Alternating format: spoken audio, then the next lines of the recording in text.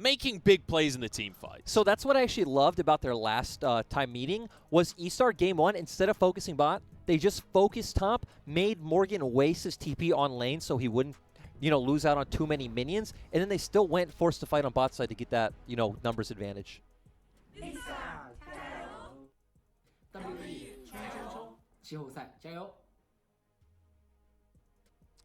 As the Gyos from the community here.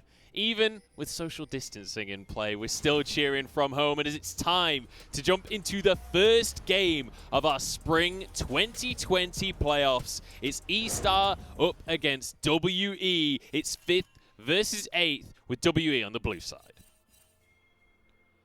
And what we really want to keep track of in this early game is what Beishang is going to do with Teacher Ma's pressure mid. Because, as we've said before, Trundle isn't really the kind of jungler that has as easy of a way, getting in the lanes as like a Jarvan, right? The EQ is just such an easy setup for your laners. But here, you do have Braum with his passive, so you have some setup, but not too reliable. In the top lane, Renekton will have pressure against the set. So it's really about, can Teacher Ma Beishang set up kills in the mid lane? Morgan going to drop a ward here, but it'll be cleared. Xiaobai is going to be around Wei, so he gets to go and clear that one out. Wink, though, has been caught. Has to use the heal very early on. And great late invade coming out from WE. We actually saw in eStar's last few matches, they'd continuously get punished level 1 to where they wouldn't even be able to really play the game.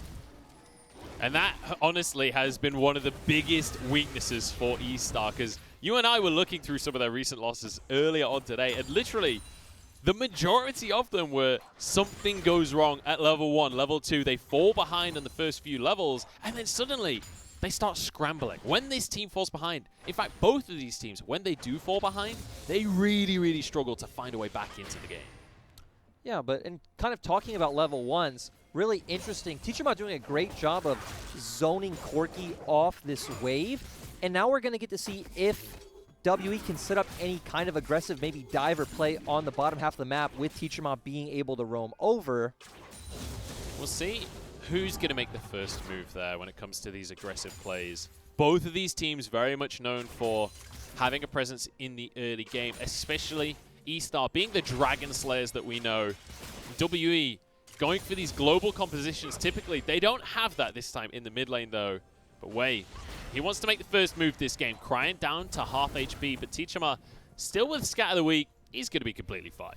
Yeah, ganking a Corki lane isn't something you really expect. It's not the easiest time. Just trying to abuse Teacher Ma's mistakes in the mid lane. We saw in both of their games last time, Wei focused heavily on ganking Teacher Ma in the mid lane. The early aggression coming through though, because Wei and Xiaobai want to make something happen onto Beishang. Trying to reset his blue buff. Teacher Ma will have priority in the mid lane, so he can move on over. Morgan's there as well.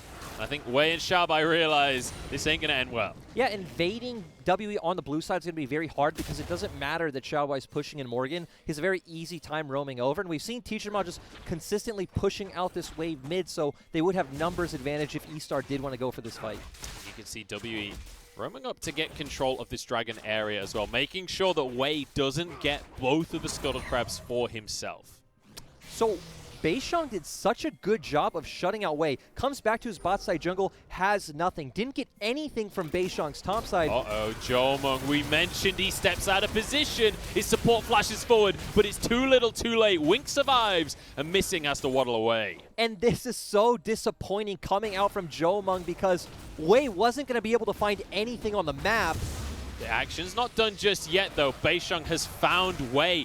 It blocks him with the pillar. Flash available for Wei, but he's in a lot of trouble. Flash follow from Beishang. He's going to get a solo kill on the enemy jungler. Now straight onto Xiaoxi. Missing starting this one off. Gets the stun down. Pillar will be back up in just a moment. Xiaoxi flashing early on, but they're straight onto Wink. They want to finish off the AD carry. 2 kills for Beishang. Joe, they knew where he was. They know that Beishang should be on this side of the map. He's going to have more experience than Wei.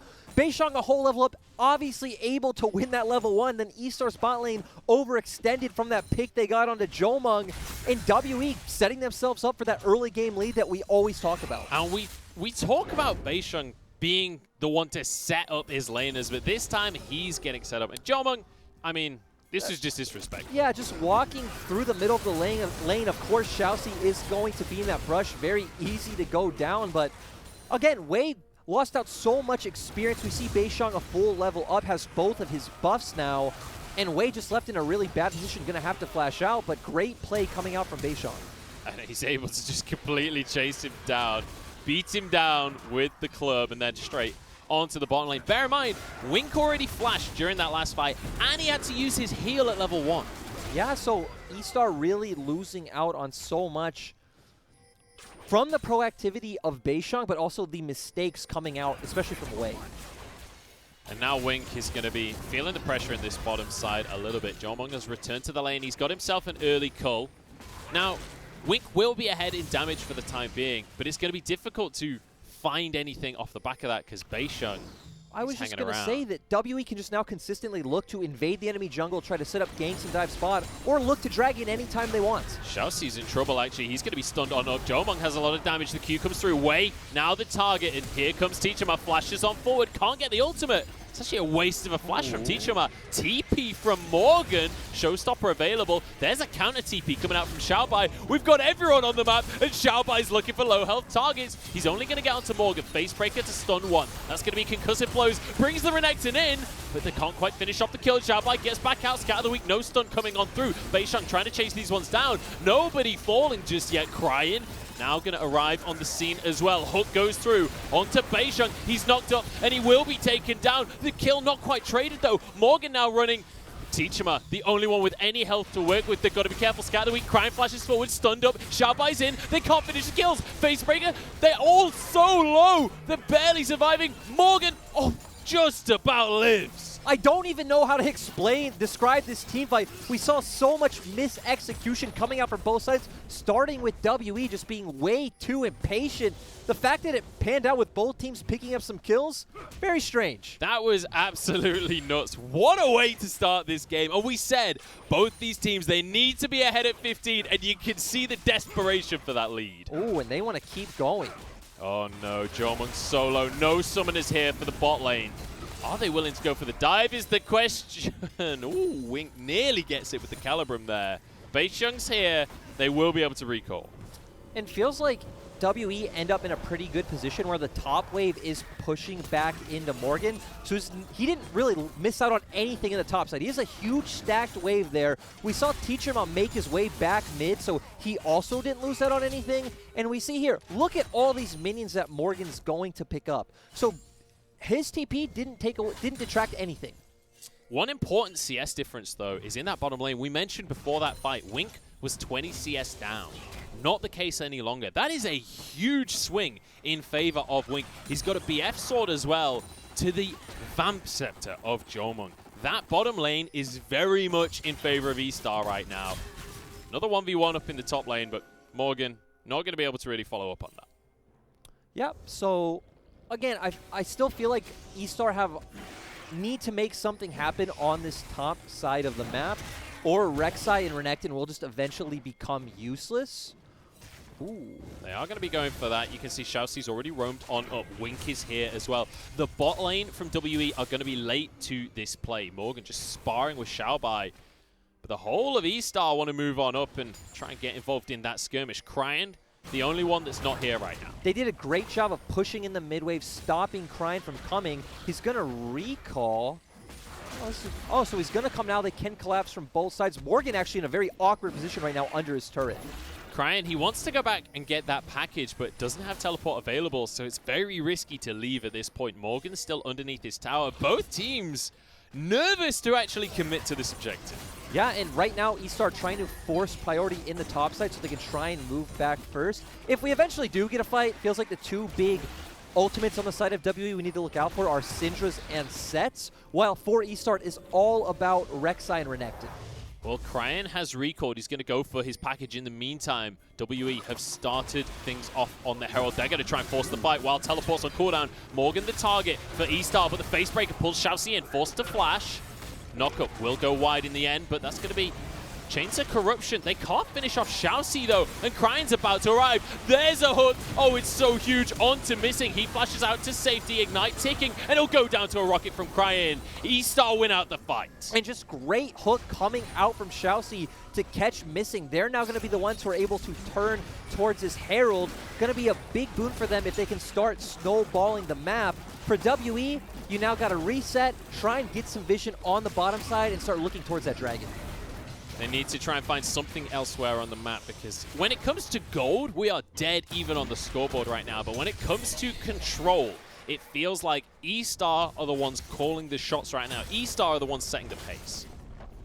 Yeah, and they're going to be able to pick up all this plate gold, and Morgan going to lose out on a bit of experience. They're going to drop the Herald here in the top lane as well. So we'll see Wink and Xiaobai collecting a lot of the gold there. Beisheng realizes what's going down. Will be able to answer with a Cloud Drake on the bottom side. But honestly, a Cloud Drake does not make up for the deficit that just appeared. Yeah, so now eStar are starting to open up that gold advantage, but still, WE pick. Ooh. Morgan, that was cheeky. Hides in the brush, waits so he can get the eye of the Herald. This top lane tier 2 is still in a heap of trouble, even if he gets rid of the Herald. I was going to say, I don't know if cheeky's the... It is cheeky, but I feel like cheeky has a bit of a positive connotation. You ended up flashing and you still lose tier 2. True. I guess I just got excited because he got the Herald. Ultimately, they're trading a tier 2 in the top lane for a couple of plates in the bottom side. This is going very heavily in favor of eStar all of a sudden, and it goes back to what we were just saying. eStar are very much the ones in control of the map right now. What can WE do about that, though? Right now, they're really going to have to wait for some of these item breakpoints to come out. Jomung's still just sitting on his Vampiric Scepter, so not really going to be able to opt into any fights now, where Wink already has his Essence Reaver.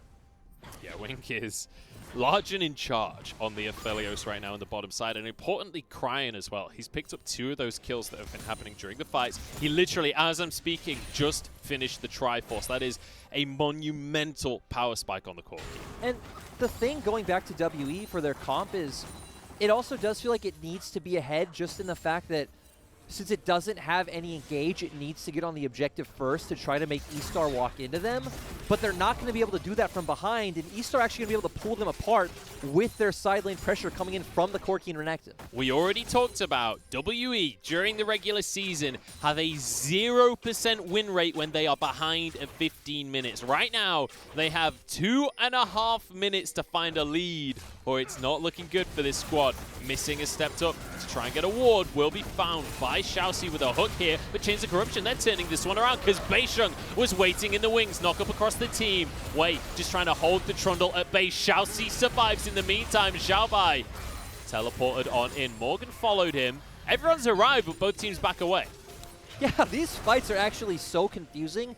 Right now, eStar should probably be favored from the item advantages they have. Cryan even has a Triforce right now, but still really respecting. The second time this game, Jomung takes that pathing and he's going to be punished again. Has to flash away. Morgan's there to protect him, though, with a face breaker, or with a haymaker, sorry. Will keep himself safe. I thought that was going to go a lot worse for Jomung than it did. Jomung only having to burn a flash, but still, a flash is huge when you are an immobile carry coming out, you know, like a Varus. So all flashes, okay, Xiaobai did burn his flash, but the rest of your flashes are up. Your 2 main carries have theirs. So if I'm eStar, I'm feeling good.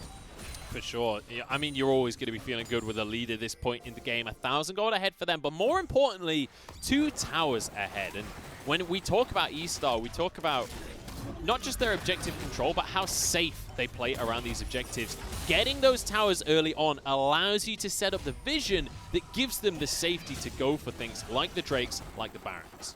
And right now they feel comfortable just going with this 1-1-3 setup, Renekton in top, Corki in mid. Just keep having Corki clear waves. Probably wait for that Rift Herald to come up when we finally start seeing some action, but have Wei head towards the bot side, look for some pressure. You can try to rotate towards mid and find a kill on Syndra, you know, roaming 2 or 3 man over, but eStar also feel fine taking this slow. You see 400 gold there for Wink off the back of the tower plates. It's almost as much as WE got off the tower plates in total. Morgan, he's going to be going for this Black Cleaver set build, not opting into the Blade of the Rune King that we saw coming through earlier on in the split a little bit. On the other side of the board, though, Xiaobai, he's going for the Blade of the Rune King Renekton that we saw Morgan have so much success on recently in their games. Yep, just about punishing the enemy in the side lane. You're really going to get the most value out of that 1v1. Still going to be able to go into the Black Cleaver afterwards and still be quite a menace in these team fights. And I like that we see Xiaobai just pushing out top lane, getting vision in the top side jungle, and they're going to be set to track wherever WE is on the map. They're going to have to, because WE are starting to move towards this dragon area. Both teams are, in fact, as Morgan getting aggressed upon by Xiaobai here. I don't think Xiaobai can actually try and force a kill. I'm surprised he went for the Dominus, honestly.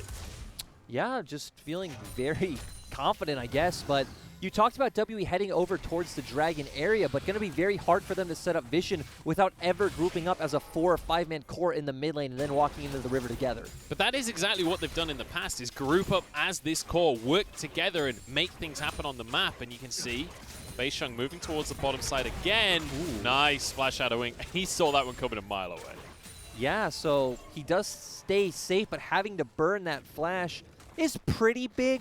Again, you don't have any real primary engage coming out from the side of WE. It is very skill shot reliant. Cryan has a package again as the Dragon is started by WE. This would be their second one of the game, and Ocean Drake at that as well. We'll see if the smite is going to come on down. Package across the team. Oh, it's Cryan that gets the Drake, and now he's straight onto Morgan as well. Going to be a kill on either side, but Winker's fallen. Teachema with a nice flash. Wei now trying to finish that one off with the Void Rush, but he's protected by the team. Cryan will be stunned up and will be finished off. Double kill for Teachema. Missing now, getting onto Xiaobai, and he'll be finished off. WE turn these fights around. Yeah, eStar were not able to jump in as a unit. Teachema especially did so much work deleting Wink with that ultimate, and we did say that mid-game would be their hardest fight coming in with this Syndra. And you talked about it. Wink had to use his flash right before the fight, and then suddenly Teachema and Syndra is like, oh, I've got a flashless Aphelios that has no mobility. That's an easy kill. Yeah, so Wink just not really understanding how to play out the bottom wave state. Should have brought Wei over first, just be a bit more patient than play towards this dragon. But here we see Xiaoxi's the one to engage. Xiaobai still not in the fight yet. Wei in a very awkward position, not able to get in and do any damage. And just look at Xiaobai on the back. Can't get in there. Teachema completely deletes Wink. And now still, it's pretty much been a 4v3 or a 5v3 this whole time. Xiaobai and Wei, Xiaobai finally jumping in. Wei still hasn't gone in. Yeah, it's like if Xiaobai and Wei both go in while Crying is being attacked, maybe they can turn that one around. I'm amazed Xiaobai went in kind of after the fight was done there. Yeah, that was pretty confusing. But that's the second confusing thing Xiaobai's done in the last couple of minutes, because trying to force the all-in onto Morgan right before Dragon's about to spawn, when both teams in this game are teams that play around these Dragon spawns. I think forcing the all-in was fine. Just the questionable use was, well, if you couldn't guarantee the kill, using that dominance was a bit too much. But still, not the same game we saw from eStar in their last matchup against WE. And we're past the 15-minute mark, but both teams are even. So, I don't know where that puts us in the terms of the stats, but I know where it puts Morgan right now, because he's 1 versus 4 underneath the tower. It's going to be Xiaobai tanking, but he's pulled out of tower range. It's a big haymaker, but it's not going to be enough against 4 men. Yeah, so they're going to pick up bot turret, but on the other side of the map, WE are going to be able to guarantee this Rift Herald and should also be able to pick up this top tier 1. The question is, do they answer at the tier 2? Because we just saw this a few minutes ago. eStar, they took the top tier 1 and just rolled it on forwards to the tier 2. And they're looking to rinse and repeat that exact strategy. On the side of WE, I feel like you really need to use this Rift Herald in the mid lane. Opening up side lanes doesn't do much for you when we've already set up the Corki and Renekton are going to have a good time. And breaking down a tier 1 against the Corki and Aphelios can be quite difficult in the mid game, so just doing it as soon as you can would be better.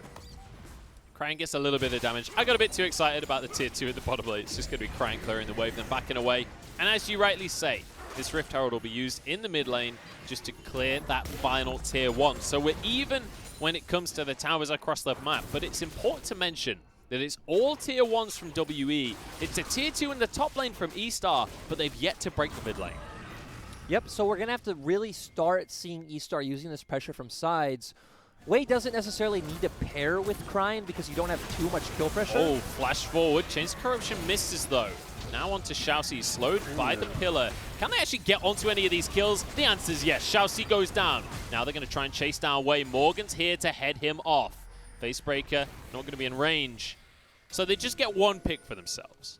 And WE doing a great job to find the pick in a very WE-esque fashion. Just, they know their side lanes are in a fine state, just all commit to the mid lane. It's going to be a good advantage for them going into the next Drake. And this is exactly what we love to see from WE. I've referred to them in the regular split as the Star Guardians of the LPL because it's all about friendship and magic and working together. But that is how they play. They group up, they make things happen, and they play for picks, but it's not in the way that you classically think of playing for picks. They do it as a whole team. Yeah, and it's very strange to do. Like, with their other comps, it makes sense, right? You have a Pantheon, you have a Nocturne, you have a Galio. You have these things that can move first and want to create these numbers advantage. This is not that same type of comp. You have a Braum and Trundle to kind of peel and zone, while you have a Syndra and Varus standing behind to, you know, deal all the damage. So, not the same style of pick comp you would expect. But they're still kind of executing it in a similar way, at least during that final play that we just saw. But now as we bridge the 20-minute mark in this game, we're getting to the point where they're not really going to be able to find as many just pick-offs. They're going to have to start team fighting, and this is where we'll see whether this different style from WE is going to affect them. I mean, they did really well in the last team fight as long as they understand their formation with Braum, Trundle in front, Morgan trying to find a flank, and their carries staying safe. Feels like it's going to be a lot more to whether eStar can coordinate the engage better than they did last time around. So we're looking at Xiaobai, we're looking at Wei. Xiaobai is going to want to find himself a flank. Hook onto Teachama is massive, though. Package is there. Redemption's too late. And Xiaobai is zoning everyone. Jomung's in trouble, but he will walk away with his life. Showstopper onto the backline. Crying is stunned. Morgan can't quite get the haymaker. Won't finish off the kill, and it's a triple for Crying. And this time, eStar do coordinate the engage quite well. They somehow find the damage onto Teachama with the package coming out from Crying. Xiaobai do... Oh. Ooh. Bonus kill? Nope. They don't commit to it. I feel like they could have got a kill there. Yeah, they hesitated a bit, thinking, okay, well, we probably don't want to aggro the rest of the members into coming into us, but I agree. Looks like they probably could have gone for it.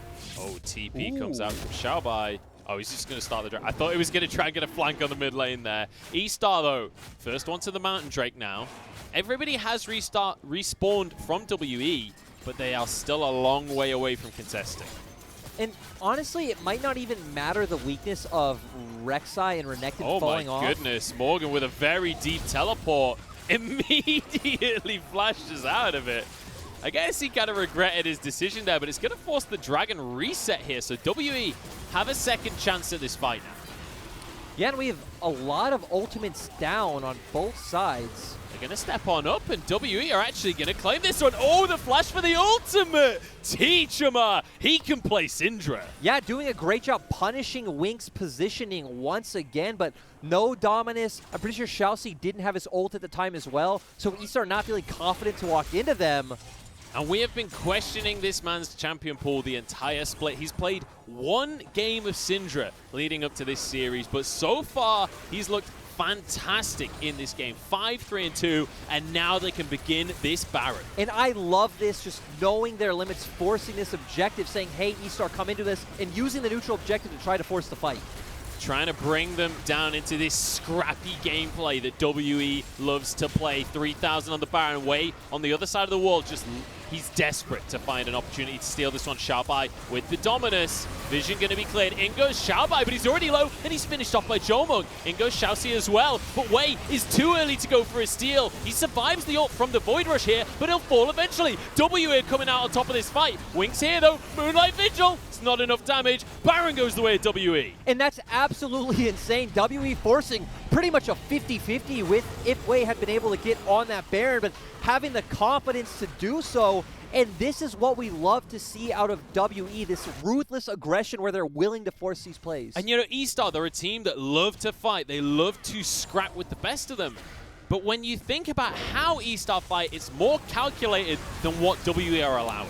And WE did such a good job of just peeling off the Baron at 2k gold. They didn't keep hitting it, turning all onto Xiaobai. Wei then jumping in is able to find a kill, but still in a bad position. They take him down. and Beishang is still alive, and they're able, ooh, just barely to secure that Baron. And that Moonlight Vigil, I was so sure that was going to delete too. all of them. Yeah, I thought I was going to get the Baron. When I saw the Baron go down, I'm like, oh my god, that's heartbreaking. I thought it was going to be a Moonlight Vigil that gets the Baron and 4 kills. I could see the Reddit highlights of Aphelios in front of me, but doesn't happen, and it means that WE are the ones ahead. Yeah, so they're in a great position now. We said as well that since their comp doesn't really have any great engage tools, right, it's a lot more about single target engage and they're skill shot based. It's a lot more about bringing eStar into you, and they're very aware of that, as shown by that Baron. So gonna do a great job at just grouping in front of these turrets and keep putting the pressure on eStar. You can see the points in the game at which our 2 mid laners have picked up their items. Obviously the Morellonomicon coming in a little earlier than the Infinity Edge, as you would expect, i.e. such an expensive item. Xiaobai now trying to put some pressure elsewhere on the map because the siege has well and truly begun for WE on the bottom side. This is a big wave that's just going to be going down to the turret. You can see Tichima on his way. He's going to be slow to arrive. Yeah, Tichima hesitated. If you saw, he started walking down, then started walking right back up towards his team, and then at the last second deciding, hey, I'm just going to go answer this wave. Honestly, I feel like Xiaobai respected them a little too much there. He obviously thought someone was going to be quicker to the punch on that one. If he'd stayed, he could have finished that tower pretty comfortably. Yep, but would have been in threat of Tichima. Isn't that tanky right now, but still, I agree with you. Still, though, I think respecting the enemy was the best choice. You didn't know where Tichima was on the map. Very true, very true. And let's bear in mind, this is the first game of playoffs. This is the first game of a best of 5. You don't necessarily want to do anything too risky and throw anything away. Morgan in this side lane once again. 30 seconds on the Baron, and they've cleared a couple of tier 2 towers, but I think that's, in fact, they've only cleared 1 tier 2 tower, and I think that's all they're going to get out of it. Looking at eStar's comp, you do have a lot of wave clear coming out from, Corki and Aphelios just being able to group up together, so pushing any of those inhibitor turrets is going to be quite hard, where very easy to traverse between them, so going to be a lot more about getting the fight set up in front of these neutral objectives. I want to revisit one of the gold leads we talked about very early on into the game. Wink had managed to get so far ahead of Jomung. He'd finished a Caulfield's and a BF Sword by the time that Jomung had a Vamp Scepter. But when we revisit the AD carry items, right now, it's actually Jomung that's ahead. He's on 3 items already, which is a huge spike for on-hit Varus against the 2 items out of Wink. Yeah, so like you just said, flipping the script, and despite the fact that you might look at eStar's comp and say, Corki Aphelios, this scales really well. This is going to do great in these late game team fights.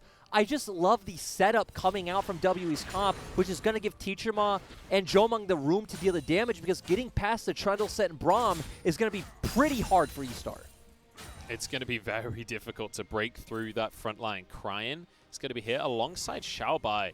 Are they going to try and dive an inhib tower? They're just going to try and force the tower and take Morgan without any defense. He's on his own here in a 1v3. The rest of the team moving on over now. Jomung, it's not going to go for the ult onto Wei here. WE just lose a tower. Really, really great map play from eStar. Yeah, I love that. That was a really smart play coming out from eStar. We said, hey, in these front-to-back team fights, W have a lot of tools to work with. eStar completely ignoring that and just splitting on the other side of the map. And the question is a matter of priorities, because we usually think of eStar as these Dragon Slayers, players that play around this Dragon objective as one of their win conditions, but by going for the inhib tower, they've kind of sacrificed this and given WE sole point here. And that mountain shield, actually stacking 3 mountains is going to be very nice in general with Trundle, Braum, Morgan. I mean, you've been talking about how this is front to back. Having a beefier front line is always great. Exactly, and then just having that little bit of edge with the shield on your carries as well is going to be really nice. I mean, everything is going to be on Cryin and Wink's back. Xiaobai and Wei won't be able to do anything. Feels bad. Well, maybe not anything. Not anything in these team fights. Well, we can see them use the side lanes. More recently in the team fight, Xiaobai has been doing a valiant effort on the Renekton, certainly earlier on in the game, getting on into the flank. But that last team fight around the Baron, he just didn't have the damage to really get... You saw him go into the backline, and he was just too squishy. That's the thing, right? When you're on Renekton, you're on a timer. So after this point, he's really not relatively going to do any more damage than he already does. Doesn't matter how many items he stacks up. Tichima and Jomung are getting big. Beishang will be there to steal any of his tanky stats that he has. Morgan also building a lot of resistances on this set. Renekton is not going to hurt him. So my question then is, if Xiaobai needs to try and play around these side lanes, how does Set come into that equation? Can Morgan deny this, or is Xiaobai going to be able to threaten towers regardless? So as Morgan, eventually you're just going to want to say, okay, I'm going to let you have this pressure in the side lane. I'm going to group up with my team. We're going to win the big 4v4 or 5v4 and take the Baron. You getting this one inner turret doesn't mean anything in the big picture. So Morgan playing around the team. That's something we've said many times this split. And actually, Morgan winning out the trades as well. This is why, right, we never use the term split pusher when we talk about Renekton. Sure, he can push inside waves, but you don't have any threat on turrets in most matchups. So that's why, like we saw at the last play, you need to do something like bring Cryin over, since he also has a TP, right? If you both go bot, you do find a kill on the Morgan. The enemy doesn't actually have a lot of Baron threats since you can both TP over. TP's available. Morgan gets his opportunity just to shove this wave out as far as he can, and as you rightly say, this is his chance to reset and potentially move up to the rest of his team. Get ready for a potential Baron fight, because it's on the map right now as we hit the 30-minute mark. Cryin having package, though, is massive. And again, he's, well, doesn't have it anymore, but he's the man to look at for this team. He did have that package, but not for long. Missing. Oh, Xiaoxi, sorry. Barely getting away with his life there. The pillar. If he could have got that in front of Xiaoxi before the hook, that could have been a massive pick. I don't think anyone on the team from WE was going to be able to follow up, so I just love the presence from Beishang to say, hey, I don't care. I'm walking into your jungle by myself. I'm throwing down this pillar. Like, you need to respect me. I mean, look at his items. He is massive right now with 3 items on Trundle. He's very hard to kill. Look at this, though. Missing and Morgan playing bouncers right now as you got the rest of WE in the nightclub that is the Baron Pit. They're going to start things off here. Moonlight Vigil actually doesn't connect in the end. Wei down to half HP already. They're just going to rush for the Baron because they've got the showstopper to deny Wei. A kill goes their way. Teacherma gets Xiaobai as well. Cryin and Wink suddenly find themselves alone here. Xiaoxi can't get near the rest of the team. Everybody's still alive from WE. The question is, what objective is next? I mean, the objective next is to just push down mid as a team. You can even threaten a dive right now. It's 5v3. TP available here for Morgan if he wants to just jump on in and help on out the rest of the team. 15 seconds on Wei, 30 seconds on Xiaobai. And WE don't look like they're going to stop anytime soon. Yeah, eStar really have no way to answer this play. I want to see if WE keeps going. Okay, I didn't think they'd be able to with death timers being so short, but with the confidence they've been playing with, you know. I just wanted to see it. I just wanted to see them really force that, because obviously Morgan had the TP as well. But Dragon spawning in a mid. Oh no, Jomung's in trouble. Teacherma stuck around to help out his buddy. We call Teacherma the bro mid for a reason. He's going to stick around, make sure Jomung's safe. Jomung then immediately goes for another super risky recall, but he gets away with it this time. I just love the way that Teacherma baited and switched the enemy. Playing Syndra once, didn't have a very good game in the regular season. He was streaming a lot, actually, and say, okay, guys, I'm going to practice some champions. Practice a bit of LeBlanc, practice some Syndra. Comes in, has an amazing game. It looks absolutely incredible. You can see his ult there onto Wei. The only thing that really strikes me about this play is we keep using the word confidence, but let's change to trust. The level of trust they had in Morgan to be able to showstopper away Wei and know that they could take the Baron. Get him away from the fight. Wei now could be in trouble as he's pillared back on in, has to tunnel over towards the Wolf Pit. Dragon, about to spawn. This would be Sol for WE. Morgan has his teleport available. I'm expecting that to come in any second, but look how quickly this is going down. Wei can't get anywhere near right now. Teacherma can threaten a kill. That's going to be a Mountain Soul. He's going to get the kill. Never mind a threat, although Wei managed to survive. Now onto Xiaoxi. They're going to burn this health bar down. The damage from Aphelios is pitiful. There's a nice little Q coming out from Jomung. Now Wink, oh no, he's on the wrong side of the map. Wink is in a 1 versus everyone, and he's going to go down. Another kill for Morgan. And WE, as soon as they've got the lead, they will not let go. I love that they just flash right into eStar. They're not afraid of being aggressive, and they know that this game is theirs. They get to just waltz into the base now with no Aphelios around. Cryin. I don't think he has the damage to win this one. He's a 4-item Corki, though. He'd have to play this perfectly.